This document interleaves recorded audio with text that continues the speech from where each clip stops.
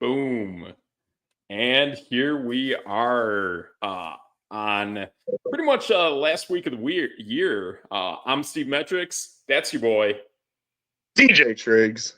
And together we are No Debate Sports. And how about that, Triggs? Got some crazy games yesterday.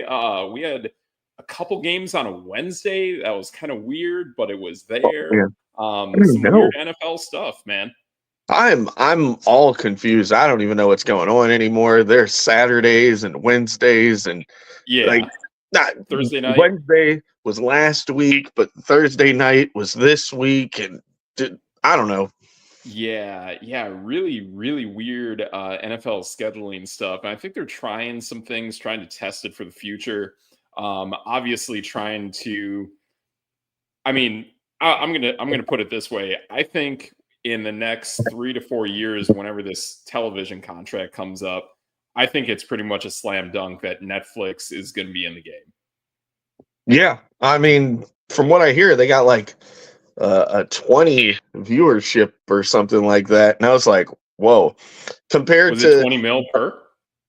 Compared to I think so. I don't know how all of that, the numbers and ratings and all that, but compared to the NBA games that got about a 5, I was like, whoa. Oh yeah. And, yeah. I don't know, LeBron with his the Christmas is ours or whatever, and you're just like, not anymore. Yeah, maybe on a Wednesday, because like I didn't feel like a Wednesday was like quite fair to any of those teams. But other than that, Christmas can fall on any of the other days of the week, and it's going to be pretty much the NFL's. Yeah, that's the way it goes. The sad part about the NFL, let's just put it out there. We had 4 playoff teams, right? Yes. On Christmas, and all of those games were horrible. Exactly. And to me, it kind of reminds me of kind of how the college football playoffs started, how you pretty much had 4 teams in, and always in the semifinals, those games were complete blowouts up until recently, right before they changed to the 12-team format. And I think them putting those games on Wednesday really screwed that up. Yeah. That's why I think flat out you had 2 blowouts. And even the college football playoff, I mean, there's been a lot of whining that Ole Miss and Bama would have played better than, XYZ team and other team. And it's just like, well, I guess. Win your games. Yeah. Like, win your games. And don't lose to Vanderbilt. Don't have... Yeah, I mean, you lost to Vanderbilt. I mean, one of their better wins, unfortunately, was Wisconsin, and that doesn't look that great. Nope. So, yeah, and not only that, then they play, like, some Division II school as well. Like, you have to schedule, like, legit teams if you want to make the case. You can't just go on provenance and think that that's going to get you in every year, and this year it clearly didn't. And don't lose 3 games. Like, exactly. If you lose that many games, you're kind of asking for it at that point. What bothered me so much was like, people are telling us how good CJ Stroud is. Well, the Baltimore made them score 2. Like 2. They did 2. What? Yeah. I think and now that Baltimore secondary is like rough. Like really rough. So that is a little bit concerning. I didn't catch too much of that game, but I did catch their game the week before. And you can tell that the NFL, I mean, they really, really figured him out in year 2. And he's going to need more of adjusting to year 3. But just seeing how the guy plays, knowing that his offensive line is trash, just like another highly regarded quarterback. I mean, I watched CJ Stroud. I watched the guy throw. I watched the guy move outside the pocket. Stroud is a franchise quarterback, man. I feel great about Stroud. For us moving into next season, quarterbacks that I could get some value on, CJ Stroud is definitely a guy I have my eyes open on, because I think you and I in the fantasy football realm, we are looking deeper into the player pool, especially at quarterback. And to me, CJ Stroud is one of those guys that you can benefit from falling. to you. And I mean, I watch his games and I don't see a lack of, I don't see like, I don't know, a regression. I see the fact that the NFL is catching up to the guy, and he's going to have to now learn and adapt and get better to move forward. Another guy I see that in is Brock Purdy, and I'm excited to see that in the Detroit game tomorrow. But those are two guys that I wouldn't just throw into the gutter and cast them aside. I think it's the fact that the nature of the NFL is it's going to figure you out in year two. So guys that you and I, we love Bo Nix, we love Jaden Daniels. Yeah, I would be a little concerned about next year, especially Jaden Daniels, if Cliff Kingsbury were to take a head coaching job. Yeah, I mean, I'm not completely sold on Jaden Daniels yet. Man, I love watching the guy play, man. Dude, like Jaden Daniels, I've watched him from college, and not just LSU. I'm talking like Arizona State. I watched that guy play. Yeah, and I mean, I completely, I understand the guy and his ability to play, but he doesn't really put up enough yards to be fantasy relevant. And that could be true. Yep, that's a great point. And too much of it is rushing. Yeah, and I'm just thinking of it from the fantasy aspect of quarterbacks and stuff. But that's legit. I mean, it's completely legit, because when you want to evaluate a guy and look at MVP stuff and like what you and I are talking about with Josh Allen, then going into next season, that same comparison should come up to him. And if he takes a step back, this is why. Yeah, and like that, at some point he's going to come to the mean. And right now in yards, he's 18th in the league. So, I mean, Brock Purdy's passed him, and he didn't play 15 games. So, exactly, just a little thing to worry about there. I mean, Kirk Cousins, Aaron Rodgers, Kyler Murray, like, you can't have those guys ahead of you. Yeah, that's what's kind of got me on. Okay, yeah, I get he gets the rushing yards. Well, there's a lot of those guys out there. But three of those guys shouldn't be really starting quarterbacks for much longer in the near future. Especially not in fantasy. No, not even close. But real life numbers, they're better. But yeah, I don't know. I'm just kind of confused on like all the hype that we got with some of these teams. Like, I mean, we'll go back to, a week ago, Seattle 6-3 against Chicago. Like, yeah, that's a team that I think they are the first team not in the NFC playoffs, correct? I was just gonna look that up for us here. They are right behind Washington. So yeah, Washington to me is definitely better than them, and not by much. And then they also have a shot at the Rams for that playoff seed. So sure, yeah. Like, but they're one win behind Washington for the 7. Gotcha. And it's like, I mean, the NFC is kind of locked up. Like, you just got to know who wins each division in the West and South, and that kind of makes sense at that point. But how do you score 6 points against the Bears? That's all I want to know. Yeah, I think, to me, from what I was watching, and I watched that disaster, to me it told me that their offensive line, especially for pass protection, is not that great. It is horrible, like horrendous. I don't even know how Geno Smith is like. He only missed 6 passes. Yeah, that tells you that he can do his thing. And not only that, I mean, that's one of the best receiving cores in the NFL. But his QBR was 47. Like, yep. Yeah. But I don't know. Yeah. Like, I mean, Zach Charbonnet looked like DeAndre Swift, and like Geno Smith was just out there doing his thing. Caleb Williams got sacked 7 times. I'm just he's like, got no O-line. What's going on here? Why is this even on TV? Yeah, and not only that, I mean, it tells you that like those defenses are good, their offensive lines are trash, and both teams have really good receiving cores and okay tight end play. So it tells you that those teams are completely lacking at the offensive line position, but they probably also have running backs that aren't great at picking up blitzes as well, because he had a lot of sacks in that game too.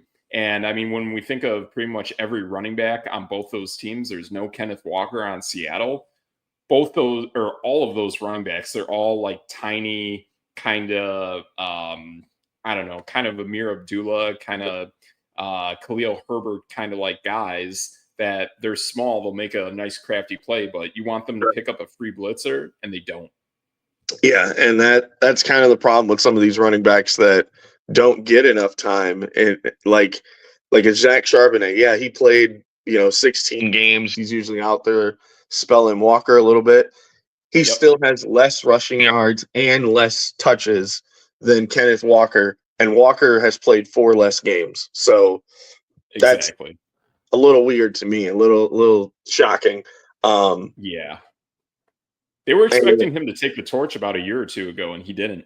Not at all. And that's why Kenneth Walker's still there. I mean, even though the guy's pretty much injury prone every season. He's solid. Yeah. And then, I mean, like I shot off earlier, like Houston scoring 2 points just completely baffles me. I mean, Nico Collins was out there, Dalton Schultz was out there, Joe Mixon was out there. Like, Robert Woods, that guy's still playing. He's out there. Like, and CJ Stroud threw the ball 31 times, and you still have a 2-point spot up there. Unbelievable. Yeah, that's pretty unbelievable. It definitely speaks volumes as to how that defense kind of rallied around and figured him out. But yeah, I think the other thing too is that was a rematch from last year's playoffs, I believe. I thought they ran into Houston, so I think they learned a lot from how they played them the first time, and they still got that win in that matchup. Probably. So I think that's a team that probably is a bad matchup for Houston, and now that team is familiar with Stroud.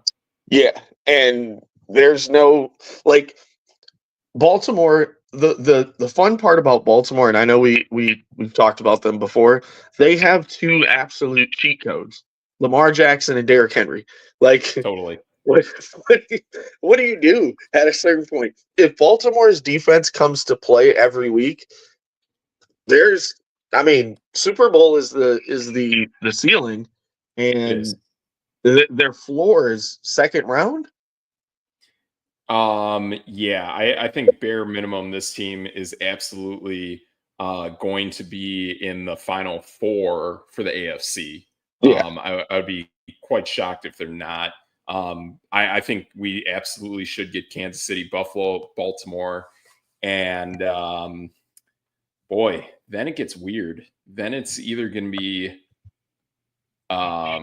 it does get weird. I mean, right now it looks like Pittsburgh owns a tiebreaker against the Chargers. That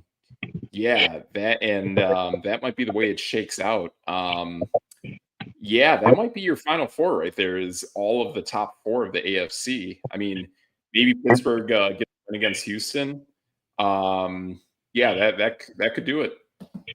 Yeah, that's what I'm thinking too. And then, I know we kind of fumbled around with the idea of Kansas City losing another game, but they just came in and completely smashed Pittsburgh. I know it says 10-29, but I mean, even though that's a drubbing, it wasn't close. 19 points sounds, oh yeah, that's a blowout. No, it was worse than that. Kansas City basically said, do you think you're a playoff team? That's just another team on the list. Exactly. It truly is. And that's where, looking at the health of the AFC for, getting to the championship game too, it just tells me that, if Kansas City, either way, Kansas City's first matchup is more than likely going to be Houston or Pittsburgh. Yeah. And they can win against both. Yeah, they've absolutely destroyed both of them. So it's probably don't want to go to Kansas City. Exactly. But the NFL also does a weird thing too, where it will also rearrange the final four matchups based on actual seeding. So if a 7 or a 6 pulls off an upset, one of those will go to Kansas City. And that's where I think there's more of an advantage for an upset. Yeah.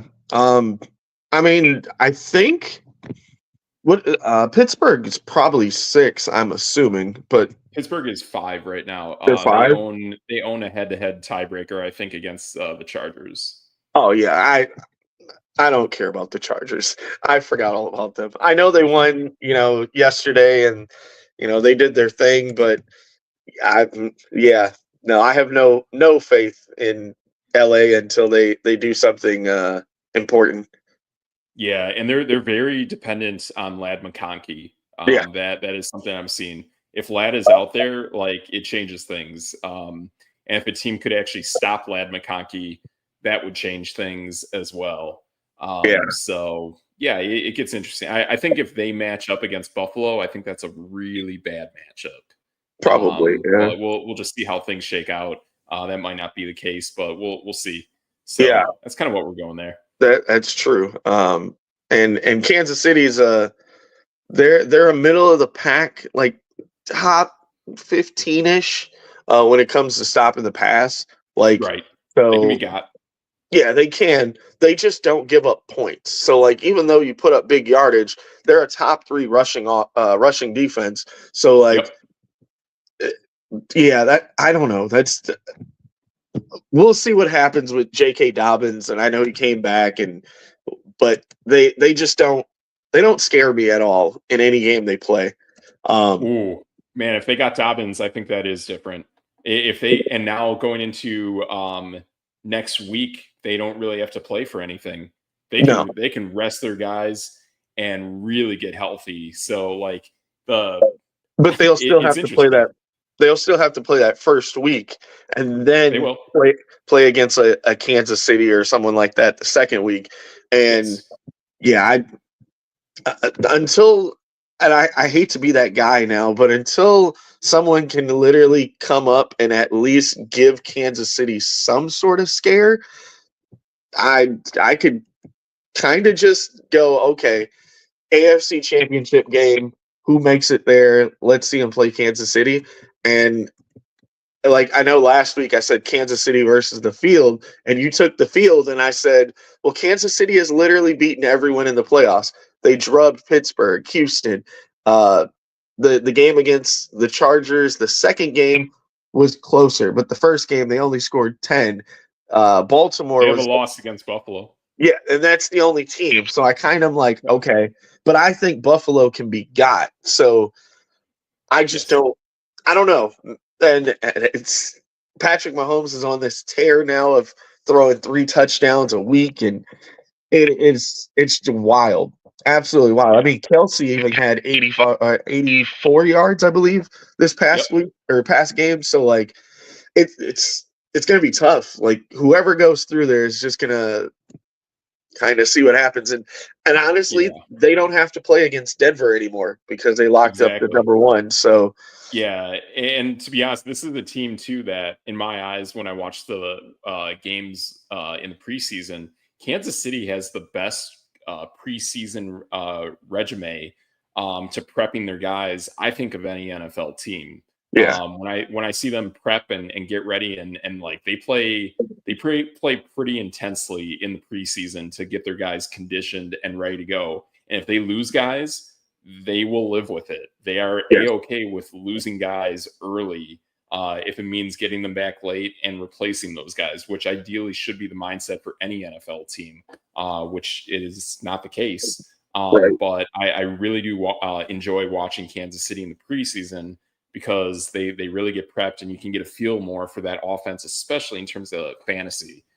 So they're very, very enjoyable to watch, which makes me think that in this final week against the Broncos, I think they're going to play everyone pretty intensely for about a quarter. Yeah. And then they're going to rest them for the last 3 quarters of the game. And I mean, I'm not trying to say these guys are going to be like world beaters, but their backups are Carson Wentz. Okay. Like, I'm okay with him as a pretty, play, man. Right. As a backup quarterback, I'm in. And especially under, Reed running the offense over there, like he's not going to make mistakes. He's not going to be, throwing the ball all over the yard. But then, okay, not Samaje P. Isaiah Pacheco needs his bench time to get a little healthy. He was questionable this past week. Samaje P. Ryan, Kareem Hunt, Carson Steele have all started games for Kansas City in this season. I mean, Carson Steele was a fantasy stud for like a couple weeks. And Samaje Perine was actually pushing Joe Mixon almost out of Cincinnati for a bit. Like if Joe Mixon didn't become a better pass catcher, he would have been out of Cincinnati a year or so earlier than what he was. Yeah. And then we really enjoyed Justin Watson for quite some time. Totally. I don't know if Worthy and Hopkins are all going to play and how long they'll play, but you got Hollywood Brown and Juju Smith-Schuster. Those are pretty solid guys. Noah Gray has filled in for Kelsey many times. He's solid. They're going to have a pretty good team out there. And Denver, honestly, they ran up the score on Cincinnati, but they're a really good team. They're just not great yet. So I don't know if they could beat this Kansas City team, even if Kansas City doesn't play anyone. It's going to get weird going up against backups for sure. I am with you that I think this game gets a little bit weird. I mean, if this was full strength Kansas City against the Denver team we see now, I could see Denver doing it. But because it gets weird and then you bring in backups and now they have their own tendencies that you're not really accustomed to, it could really throw a monkey wrench into Denver's game plan. They have a lot of stuff they're going to have to prep for, and they have to get the win. They have to get the win. So it gets weird. I mean, Cincinnati's defense is otherworldly bad, Denver only put up 24 on them. And we're talking about one of the best defenses in the NFL coming out there with Kansas City. I'm sure some of these guys on the bench are not as bad as people may think either. So I don't know. I'm just the Denver experiment. It was great. It's phenomenal, but they'll be sitting on the couch probably. Yeah, and that's why betting for Cincinnati to make the playoffs was a really cool bet maybe 3-4 weeks ago. But what I think with Denver is I think they have trouble running the football. When it came to throwing the football on Cincinnati, they could almost throw at will. And basically towards the end of the game, they were basically a foot or two away from that guy making that catch on that great Bo Nixon throw, or the great Bo Nix throw that would have basically gotten them a first down and then basically positioned them to hit a field goal. And Will Lutz is not going to miss. I can tell you that. Kid York missed, but Will Lutz, it don't matter. That guy's pretty clutch. Yeah, and I mean, Jaleel McLaughlin, he was running at 6.9 yards a carry. He wasn't just messing around, but they only ran the ball 10 times with him. And he wasn't much of a receiving threat, so it was they got hooked on passing the ball so much. And Bo Nix had a pretty solid game, 3 touchdowns, 219. But it's the Bengals are horrible on defense. And it showed, man. It showed. They could. Yeah. There were basically only 2 bad throws that Bo Nix made, especially in that second half. Other than that, Bo Nix was able to throw at will against Cincinnati, and it showed. And that was the thing, though, is they only had 10. They only had 3 at the half.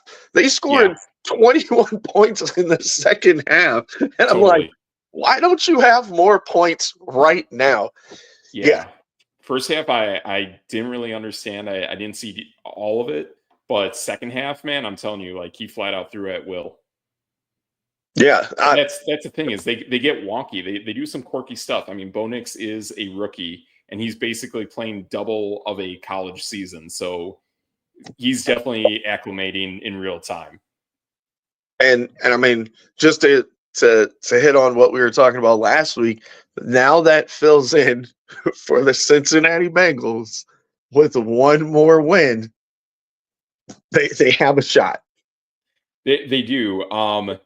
The thing is, I don't know how it plays out, but there's still the weird tiebreakers going on with the Colts and the Dolphins. Yes.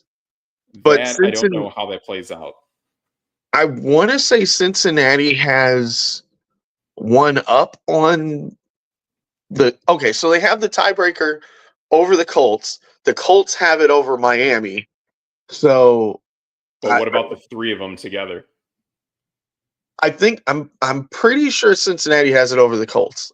I could be wrong, but I don't think, you know what? I don't think they do, because when they were before that game started, I think Cincinnati was 10th. Bengals. So if it ends in a three-way tie, Cincinnati definitely doesn't get it. Then I think it's Indianapolis, I want to say. I'm just looking it up right now just to give me a second here.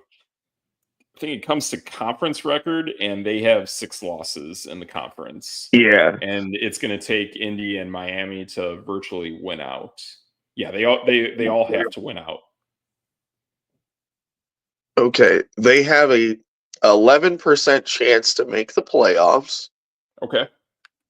So the Bengals have to beat Pittsburgh next week, or the week my weeks are all messed up because of the Saturday game. Next week. Saturday. What about Christmas and Wednesday? Yeah, I know. And the big deal, the Broncos must lose to Kansas City.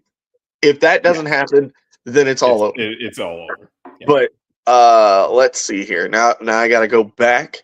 The Dolphins and the Colts must lose one game. Gotcha. Or tie. Must tie or lose a game. So yep. Now I know where they can't. Yeah, they cannot finish tied with Cincinnati. No. So they do have the tiebreaker. Yep. So now we're going down that rabbit hole again here. But it can be Indianapolis can tie with Cincinnati, but Miami cannot tie with Cincinnati, if that sounds right. I think they both might have it. I think they're both ahead of them. Because it says that they both have to lose or tie a game. So Miami has the Giants and the Jaguars.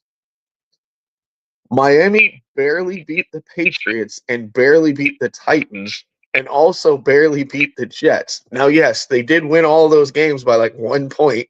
Or the Titans they got by 8. The Jets and Patriots they got by 1 point. So like it's not completely against losing to the Giants and Jaguars.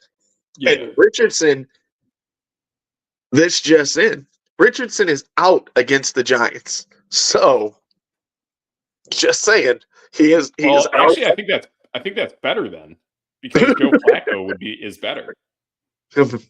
Maybe. But yeah, excuse me.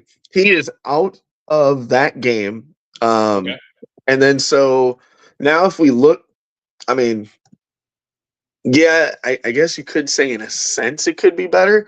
Flacco was throwing about 65%. Yeah, he was only putting up 190 yards a game, so he's not much better right now. Sure. And his touchdown to interception ratio is about 2-1, so he's going to give you a pick here and there. So, yeah, again, they have the Giants and the Jaguars, and then the Dolphins have Cleveland and the Jets. So, and Tua is doubtful against Cleveland. Yeah, without him, they're trash. We might have backup quarterbacks in both of those scenarios, and all we're waiting for is to see if Kansas City plays their backup quarterback against Denver next week. Well, their backup quarterback against Bo Nix could actually be something. Yeah. Yeah. So, like, that's a pretty good head-to-head matchup, I think. So, yeah, I think those two would actually be a good matchup. I think it's very likely that Indianapolis and Miami do fall flat and lose at least one game. Yeah. Because they just played the Jets, and it took overtime to beat the Jets. So, and Tua had an amazing game. He threw for 331 and 2 touchdowns. So, can I expect Tua to do that again? Maybe. I don't really know. Exactly. Yeah. So it's it's a little interesting, like how that kind of plays out. I think Jalen Waddle's hurt, right? Jalen Waddle. Man, that guy's hurt way too much. Yeah. I really like Waddle a lot, but man, he just got hit so hard with injuries. Yeah, I don't know if I've seen him. Oh, and I gotta check. Yeah, he did not play against San Francisco. So it was the Jonnu Smith show with six catches there. But yeah, I don't know. If you can't run the score up on San Francisco, there might be a problem. Yeah, that's definitely a thing there. I don't know. It's kind of bizarre with how that shakes up there, but I think you're spot on that it's going to pretty much come down to, can Denver win against Kansas City's backups? Because Cincinnati's going to get another win. They play against Pittsburgh, and Pittsburgh will rest their guys in that matchup. True. Yeah. So Cincinnati has a great shot, and I mean, who's better than Joe Burrow right now? Am I right? I do have one name, and I believe this guy does win MVP, and it's not Josh Allen. Okay, I'm here. All right, what's the name? The name that I have, and I was against him winning MVP last season, but I think this season he definitely gets it, and that's Lamar Jackson. Yes, I knew it. You finally come to the Lamar side. Yeah, I mean, hey, I've been watching more of his games this year. I've enjoyed watching more of his games this year than last year. All around, as an all-around quarterback, he's totally stepping up. And to me too, like with that game against Houston, his QBR is like sky high. It's like 130 or something in that game. And now I think what you got to look at when you see these games and when you analyze MVP, the one wild card in this, I think, is Saquon Barkley. If he were to break Eric Dickerson's record, and again, too, especially with us in fantasy and how we look at metrics and bona fide numbers and whatnot, a guy like Saquon Barkley to me is very reminiscent of Christian McCaffrey.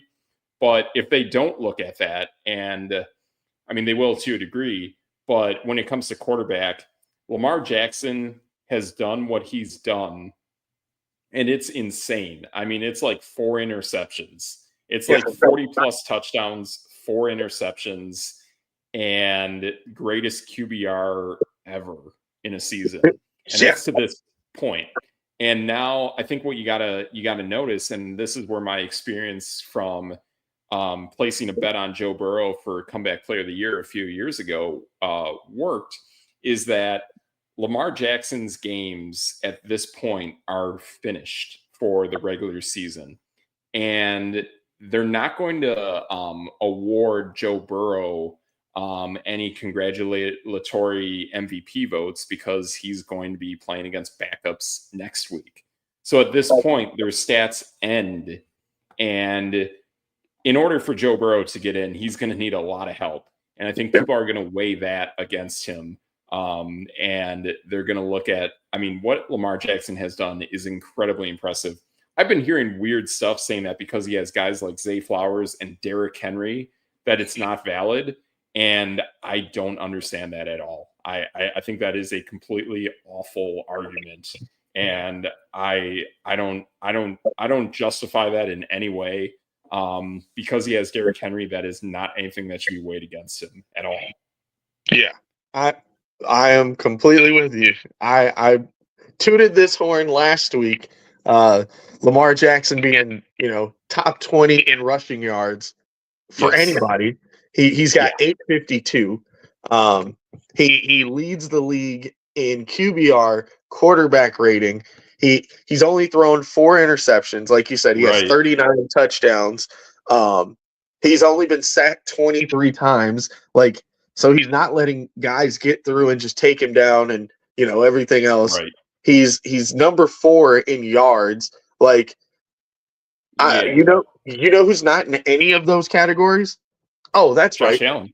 The leader right now, Josh Allen. He's 11th in yards. He's only got 26 touchdowns to 6 interceptions. By the way, he has more interceptions than Lamar Jackson does and 13 less passing touchdowns. Like, I don't really understand this fascination of Josh Allen. Yeah, his QBR is number 2. Well, Lamar Jackson is number 1. So Lamar's number 1. Yeah.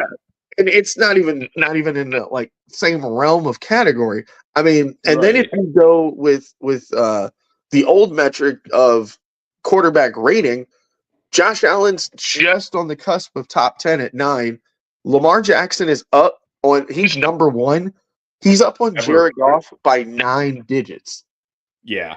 He's up on Joe Burrow by 12, who's in 3rd. Yeah. And to me, if you're looking at quarterback, I'm with you. I think the top 2 quarterbacks in the NFL are clearly Lamar Jackson and Joe Burrow. Right. Clearly. And it's crazy and more wild is Josh Allen's at 500 yards or so, and Lamar is knocking on the door to get to 1,000. He'll probably hit 900 and something. And it's just in what realm is Lamar not the MVP? And on top of that, they're both playoff teams. Great. That's fantastic. Totally. They both won their division. Again, great, fantastic. Buffalo's only 1 win ahead of Baltimore. It's not like they're just running away with it. I could see if Josh Allen was putting up these same stats and he was on Kansas City, who's only lost 1 game, then okay, that makes perfect sense. I will stand down. But I mean, it's Lamar freaking Jackson right now. Can I test your fun knowledge for a second, Mr. Metrics? Oh yeah, throw it out there. You got to be ready for this one. I'm gonna hit this quick button.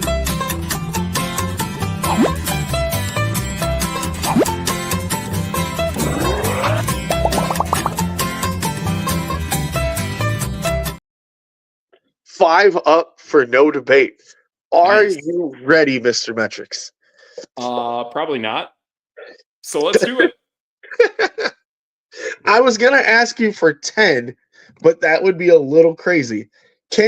Obviously, Lamar Jackson just passed a certain someone for the number 1 spot of all rushing quarterbacks of all time, right? He is the leader in the clubhouse, and he's only 28 years old, which is insane to me.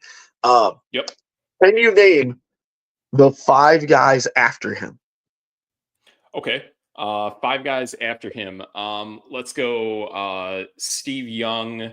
Let's go. Wait. Steve Young is number 6 behind. He would not be the 5th. He's actually number 7. Oh, interesting. Okay. So I gotta go 5 guys behind him. Let's go Randall Cunningham. Boom. Nope, he is 4 slots behind Lamar at number 5. Okay, cool. So I got Randall Cunningham. Number 2, I would think number 2 is Michael Vick, correct? Michael Vick is number 2. All right. So he is number 2. Time out. I just stole Steve Young from you. He is number 6. I'm looking at Josh Allen. So Steve Young does count. Cool. Steve Young counts. Nice. So I get Steve Young, I get Randall Cunningham, I get Michael Vick. I would think Cam Newton is in there. Cam Newton is number 3. Nice. So I have 1 mystery quarterback left. Yes. This is where it gets tricky. A run and gun kind of quarterback. I'm going to go with one that I think is on there that's been in the league for actually quite a while. I think is still in the league. I'm going to go Russell Wilson. There you go. Boom. That is fantastic. I did not think you would pick Russell Wilson. Yeah, because going back, I remember just kind of total rushing stats in general. Like him and Robert Griffin were pretty much neck and neck for the seasons that Robert Griffin was basically a starting quarterback. And then Robert Griffin fell off and Russell kept playing football. So I would expect it to be Russell Wilson. Now, here is one thing that's completely bananas. So just looking at these stats here. So Russell Wilson is 700 yards behind Lamar. He's got 5,400. Lamar's at like 6,100. Sure. Russell Wilson has played 198 games. Lamar's at 102. So it's half. Yeah, like it's not even close. And the best part about it is like he's 40 to 50 games less than everyone else on the list. Oh wow. Yeah, that's fantastic.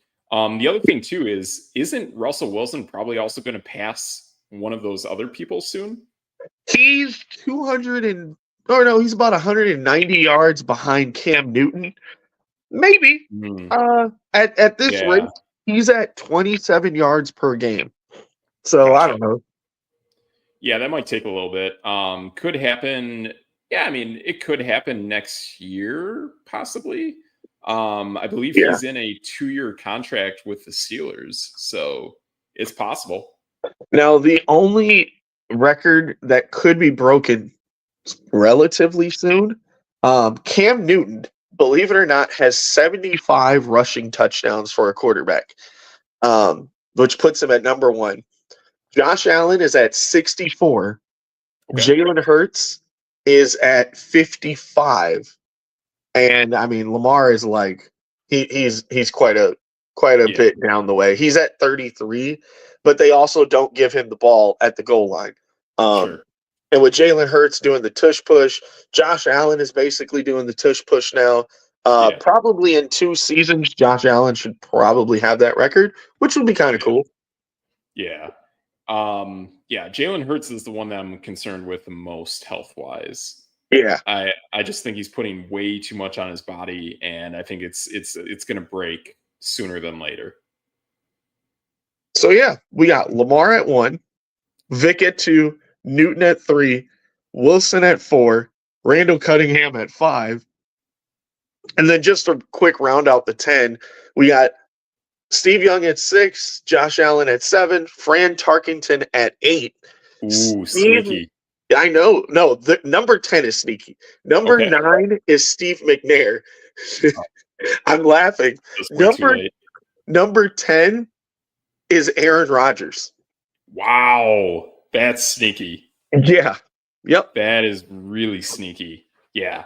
I mean, for a while, that to me, that is what made him, to me, at that certain point in time, to me, that made him the greatest quarterback in the NFL. Yeah. I mean, his play at that point was better than Brady's, for sure. Oh, yeah. It's kind of funny because, like, he and Fran Tarkenton both have 246 games. Their average is, like, 15 yards a game, and everyone else is in the 20s and 30s. They're just on there for longevity. Oh, that's great, man. Nice. And it's not like Donovan McNabb or John Elway can pass him. Jalen Hurts will probably pass him in a couple of years, but, yep, Aaron Rodgers is top 10. Nice. Man, that's wild. That's absolutely wild.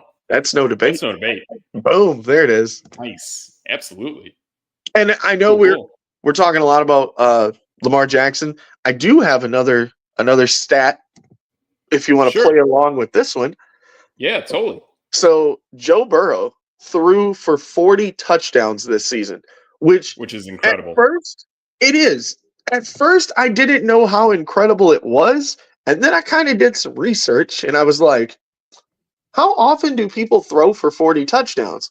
Apparently, not very often. It is only 10.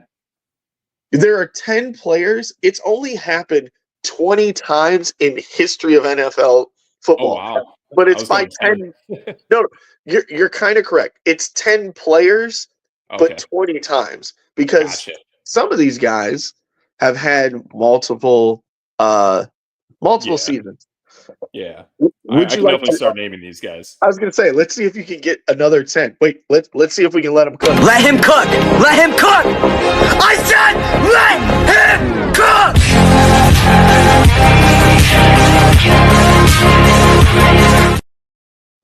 Fantastic. All right, let's cook. I got you. All right. I'm just gonna start rattling these guys off. Peyton Manning, Boom. Drew He's in there. Brees. Yep. Tom Brady, That's 3. Aaron Rodgers, 4. Joe Burrow. Yes.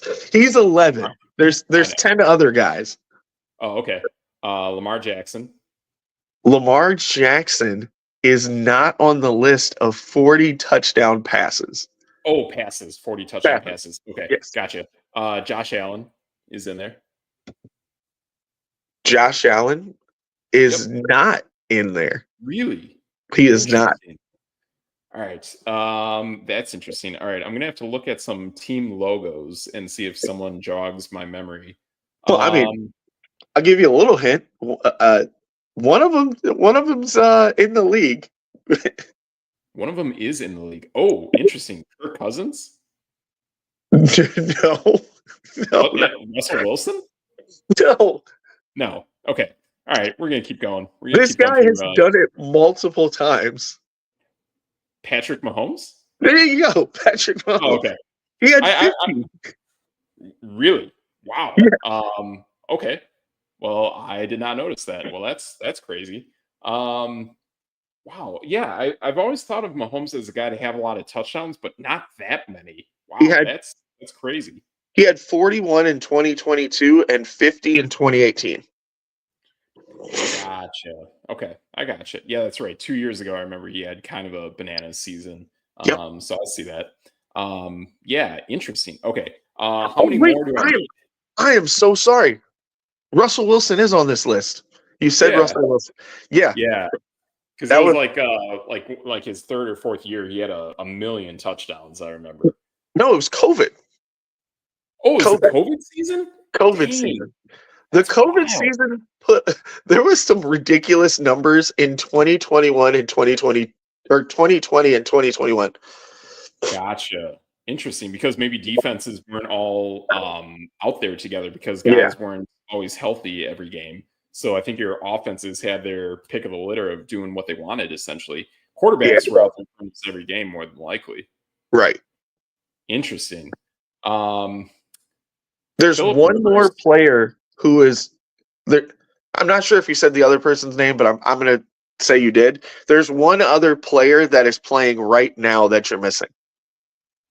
Player playing right now that I am missing. Jared Goff? Close. No, it's not Jared Goff. Not Jared Goff, but close. I did say Kirk Cousins. Wink, but wink. Jared Goff is close. Matt Stafford?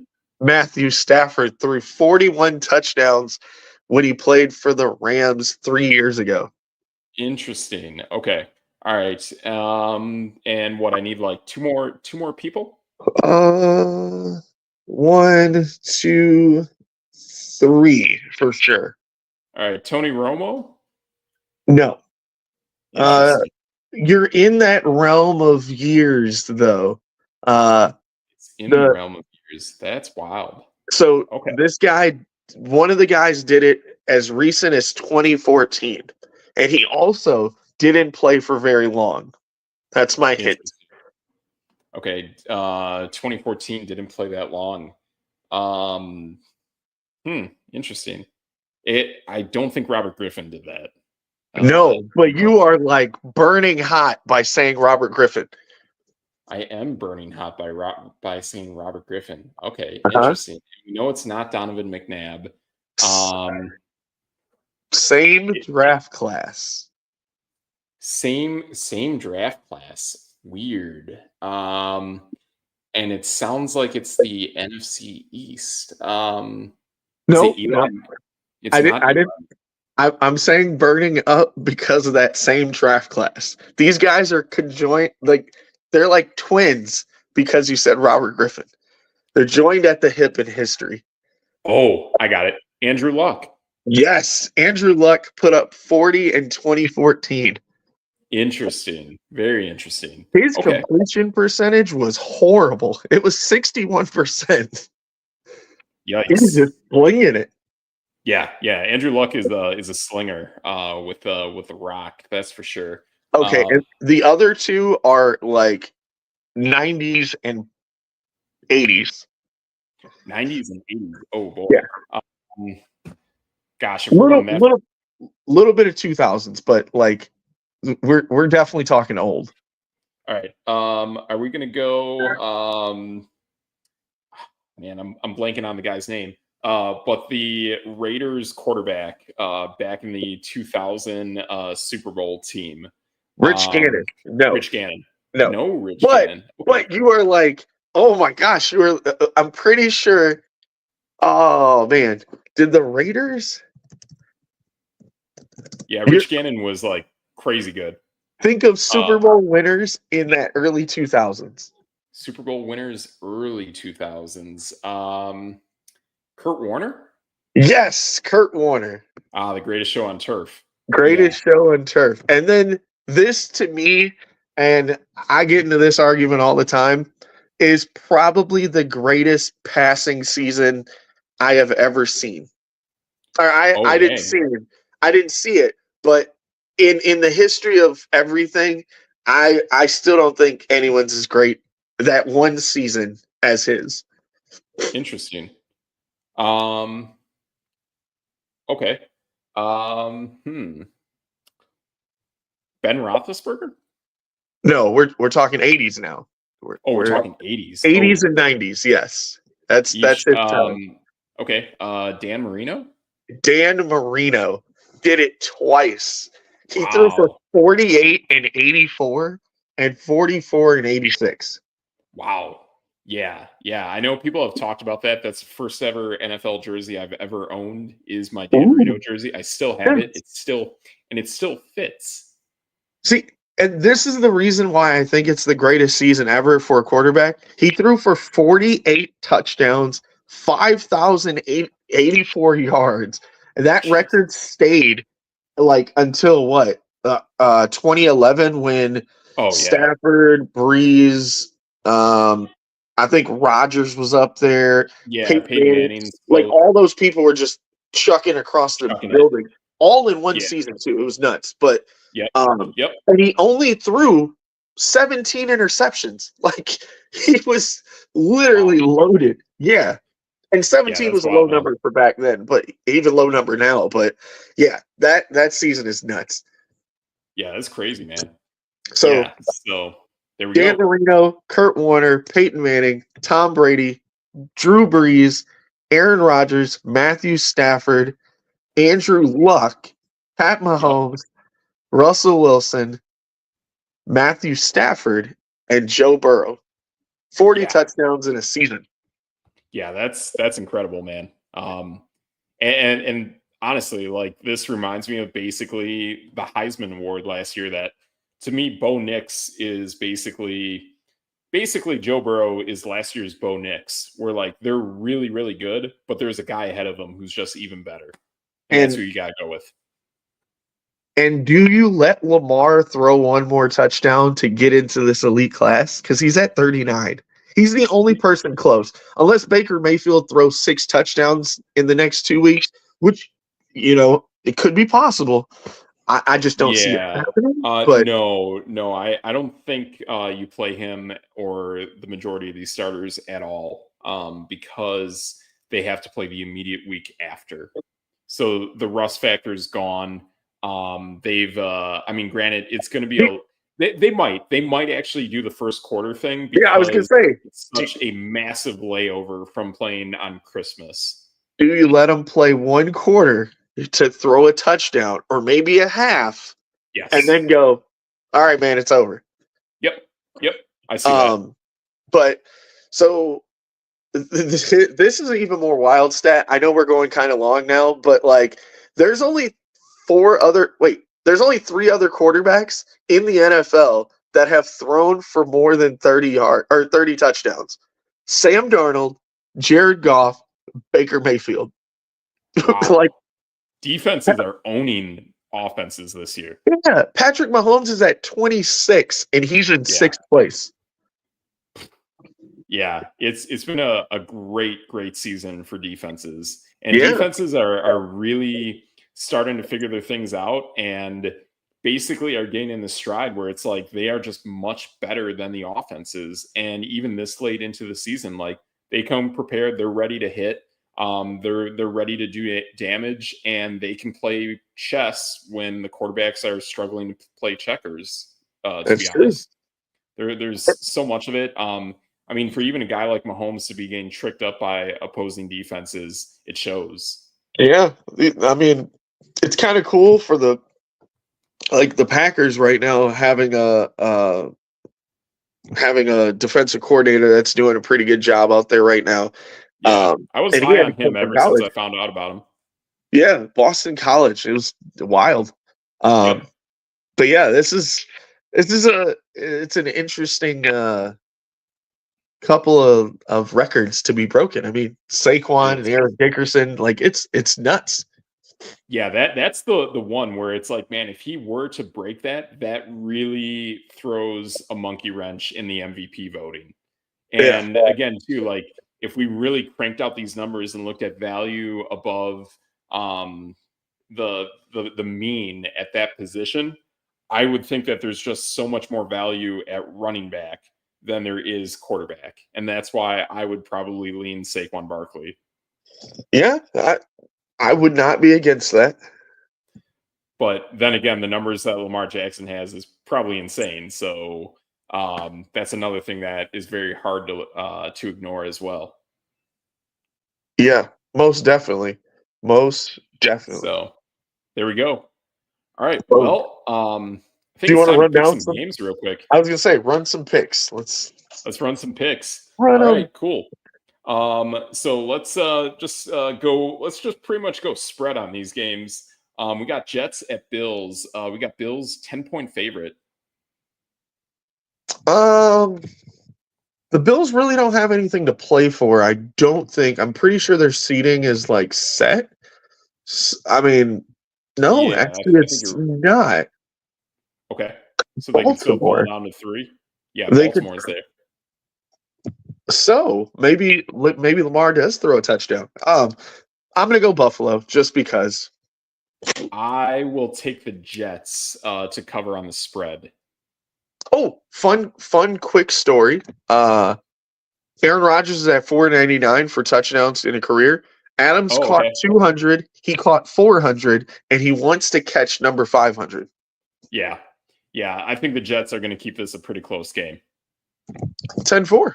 I'm all right with that. Yeah. Yep. Plus, last week didn't look that great against the Patriots either. Yeah. True story. So let's go from that interesting game to a game that's got no interest whatsoever. Jaguars Titans, and Jaguars are looking to cover by 1. Oh man, the greatest pick'em of all time. Exactly. Sure. Jacksonville's at home, so yeah, sure. Jacksonville. Yeah, I don't know how you could even touch the spread considering the money line is like literally even money. So yeah, you should take the money line and take the Jaguars. That's no debate. You can get a ticket for $17 to that game. Yeah, nice. How about another game that might fetch you not too expensive of a ticket? Panthers at Buccaneers. Bucks by 7.5. So I'm gonna go Tampa just because they still actually have to win. Yes. And as I said, he's close to 40, but I don't think he's going to get it. But now that I see he's playing Carolina, he might hit 40. So let's go with Baker throwing 25 touchdowns. Yeah, I like the way Carolina has basically been playing for probably at least about the last month. So I will take Carolina to cover. I like that. Oh, Tampa lost the tiebreaker to Atlanta. Yes, so if the playoffs started right now, Tampa's in. Or not, Tampa's out. They're out. Yeah. Whoa. Yeah, so Tampa's coming in. They're coming in flinging. They're coming in hot. I'm going Tampa by like 15. But this is also that weird scenario where you were bringing up where it was like, man, if the Panthers play hard, they could go on a heater and find their way to the playoffs. That didn't happen. No. This is a divisional game, and I think they will play hard. So I got the line at -10. right for Tampa. Is that what you got? Also, yeah, I got -10 as well. Also, unique thing in this matchup, the head coach of the Panthers was the offensive coordinator for the Buccaneers. Yep. So he knows Baker Mayfield pretty well. I would expect that to be more beneficial. All of those things together, I like how everything comes together for Carolina. Nice. All right. What do you got? We got a interesting game. We got Dallas kind of playing pretty hot lately against the Eagles. Eagles are 7.5 favorites in Philly. If Jalen Hurts plays, the Eagles win. If not, this could be closer than 7. Yeah. Yeah, that's true. Yeah, I would take the fact that probably Kenny Pickett plays. Oh, that's rough. It is kind of rough, but it is kind of a toss-up too. I mean, I don't think it's right to put up Jalen Hurts back out there after a concussion. Yeah. So I think you're right. I would take Dallas to cover. Same. And to me, it just speaks volumes of like how good actually Mike McCarthy is as a head coach. Nope, won't go that far. Okay, all right. You know, us Packer fans are not a fan of Mike McCarthy. I'm just saying the guy's got so many wins, and he's got not too much to work with Jerry Jones finagling and running the puppet strings there. I hope he runs into a wall. Yeesh. Yep, that hurts. All right, so let's go to a non-interesting game. Let's go Colts Giants. We got Colts favored by 7.5. Absolutely not. Joe Flacco's playing. Which means it could be better. That's why I would actually take the Colts for the spread for that exact reason. If it was Anthony Richardson, I'd flip it. Good gosh, that only because the Giants are at home, but they just lost to Atlanta by 20. Nobody goes to Giants games. Well, we need for the Burrow's sake, the Colts need to lose, so the Giants are winning. Oh wow, winning the spread? They're winning straight up. Boom. Straight up. Wow. Straight up. That's a plus 300 right there, man. I've become a Joe Burrow fan just to see the craziness happen. That's debate. It definitely is. Dolphins Browns. Dolphins spread by 3. Oh, also in that last game, that is the lowest ticket price of the week at $11. Like I said, no one's going to MetLife to watch the game. That's true. Ooh, just got a quick little tidbit. Guy, you and I just like Cade Otton, tight end for the Bucks, is out. Ooh. You want to jump to the Carolina side? No, Carolina burned me. I had them go into the playoffs if they would have just won some games. Bro, I put money on Carolina. Like, I actually spent money, had them to win the division and Dave Canales to win Coach of the Year, and that's not happening. And I'm still picking Carolina. So they were doing like how they lost by 3 to Kansas City. They lost by 3 to Tampa. They lost by 6 to the Eagles. Like, they were in all of these games, and then they got ran out the building by Dallas.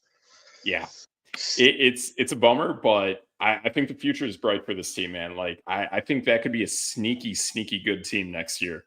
Ooh, you know what? I am going to flip to Carolina just because they're on a hot streak. They beat Arizona.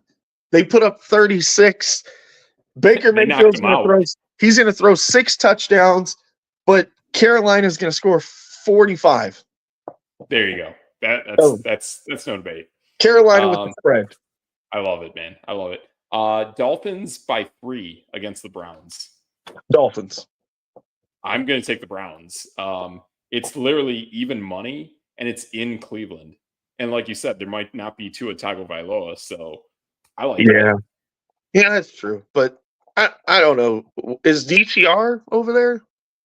Yeah, it could be. I would think Dorian Thompson-Robinson will probably be the starter because I thought Jameis Winston got benched. Yeah, I'm pretty sure he did. Yeah, I'm gonna still go with Miami just for the fun of it. Okay. But wait a minute. We need Miami to lose. This might be the game. Let's go Cleveland. Absolutely. I'm with you there, man. Third to last game we got the Commanders at home against the Falcons. And hey, Falcons without Kirk Cousins to me is a good football team. Falcons with anyone is a bad football team, and but I'm gonna pick the Falcons. This is in Washington. It is. Yeah, boy, this is interesting. I kind of want to pick the Falcons, but this is actually a late night game tonight. Kind of interesting. Spread is 3.5 even money on Washington. Boy, this is very interesting. I like the way that Jaden Daniels played his last game. We're gonna ride that hot streak and ride Penix, or I don't know. We'll see. Last time Atlanta played a game, they put up a 34 piece on the Giants. Yeah, Penix was pretty solid. Washington's got no defense, so I think Atlanta has Raheem Morris, good defensive coordinator as head coach. I'm with you on that. I think Atlanta is going to pull that upset. Boom, we are in there. Atlanta with the upset. All right, we got last two games. We'll save the best for last, which is your game.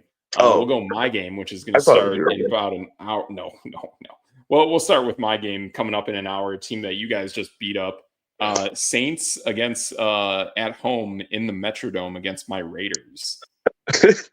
So I am very upset with your Raiders, which is why I have to pick them, because clearly you guys did not want the number one pick, and you won a game against another horrible team and basically destroyed your own tiebreaker. And now I'm like, well, guess what? I hope you guys win every game going out. I agree. I'm with you on that. So, and the sad part is you probably will win every game going out because it's the Saints. Raiders. Yeah, whatever the Raiders. Favored by 2. Spread's going to be way more than that, just saying. So take your even money and make a lot of money with the Raiders. Can't say that too much this year. And finally, actually, we do have 2 more games. Interesting. All right. While we did my team, we'll do your team. We got the Packers at the bank. This is a 3:00 game today against the Vikings. Vikings favored by 1.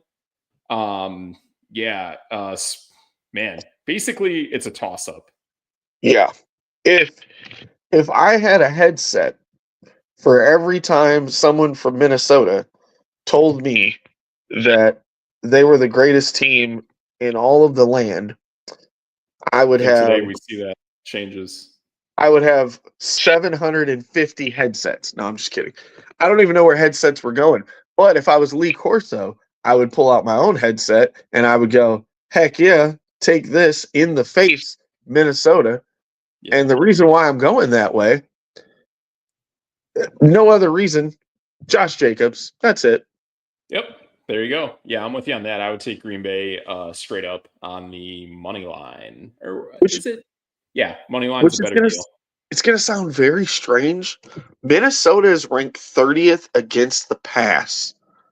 Weird. And they did struggle on that a few years ago before Flores showed up. And they are number 2, I think. Yeah, they're number 2 against the run. They're one of 2 teams with Baltimore to keep teams under 90 yards on the run. If Josh Jacobs can break loose, get things going, Minnesota might give up some points. And he's a good pass catching back as well. I mean, pretty much all around, if we're looking at like top backs in the NFL that we can just rattle off, it's Jacobs, it's Saquon Barkley, it's Christian McCaffrey. Those guys, Derrick Henry is in there 4. Those are pretty much 4 of the top 5 that you can just bank on. So, I think this could be potentially a runaway. It's one of those games where, like, if you could take a slider bar and play with that spread and play it so it's more favorable on Green Bay's side, so you have to have Green Bay actually win by more than whatever the actual spread is, I think you could get some pretty good odds, actually. Yeah, Green Bay's top 10 against the run, top 10 against the pass, and Minnesota being really bad against the pass. I could see this turning into some sort of shootout because Minnesota can't run the football. And Green Bay is pretty good against the run. So, which is something you could never say in the last 10 years. They're only giving up 102 yards a game, which is pretty good. I mean, that's down there with Philly, Tampa, that's right in that mix. But Kansas City's in that mix. I think this could either be a really low scoring game or a shootout, which doesn't say very much, does it? So I went to this game. No, I think this could. I could see this actually, ironically, being a good blowout for Green Bay. The number that I was thinking of in my head, I was thinking 6.5. I could see them win by more than a touchdown. I could see that too. And the odds are interesting because the odds aren't as lopsided and crazy favorable for the better as I would think. The odds are only about plus 200 on that. Oh. So you're going to make money, but you're not going to make stupid money. Yeah. And so you're going to make 2x whatever you lay down. From what I know, the only player that I know is on the list. I don't know. I'm a little interesting game. I would take Green Bay at 6.5 because I've heard Bullard might come back in the secondary. Christian Watson's questionable, but is unlikely to play. You got 5 wideouts. I agree, and I don't know. I'm kind of leaning with you. I think Green Bay by 7 sounds good. Yeah, I would just take the 6.5 so that way you can win by 7 and get paid. Mm-hmm. Yeah, so I like that. I think that's a great spread. It's very interesting how the mathematical numbers are on the payout, that they're not. If this was more concerning, they wouldn't have odds as beneficial to the odds makers in this case. So I think they are a little bit nervous on this one, to be honest. So that's where I see this actually being a runaway for Green Bay. But I think at 6.5, you can be pretty confident that Green Bay can pull that off. Sweet. So there you go. Last game of the docket. The game just vanished from my phone, but it's back. Detroit and San Francisco. Detroit by 3.5. That's it? Wow. That is it. It is in San Francisco. This is one of the 3 outdoor games that Detroit has to play. Yeah, but I don't see anything good coming from San Francisco right now. So I hate to say it, but I think the Lions got this. I like. I would probably just take roll the dice and go with the money line. Money line's basically plus 165 for San Francisco. This game to me means more for San Francisco than it does Detroit in a weird kind of way. And plus it's in San Francisco. It's a night game, I believe. Yeah, it's Monday Night Football tomorrow night. So yeah. I like it. I think there's more motivation on San Francisco's part because of how bad their season has gone. And they are a good, they're 6-9, but everyone looks at San Francisco as like a top 5 team in the NFC. Yeah, they're a good 6-9. Yeah, absolutely. So I think that shows up. I think they get it done against Detroit. So I like them for this Monday night game. All right, let's go with Detroit. No, let's go with San Francisco. Is what you're saying? Yeah. Yeah, going San Francisco just straight up on the money line. Detroit spread too is like sneaky low at 3.5. Yeah, I'm a little. I don't like suspicious about that.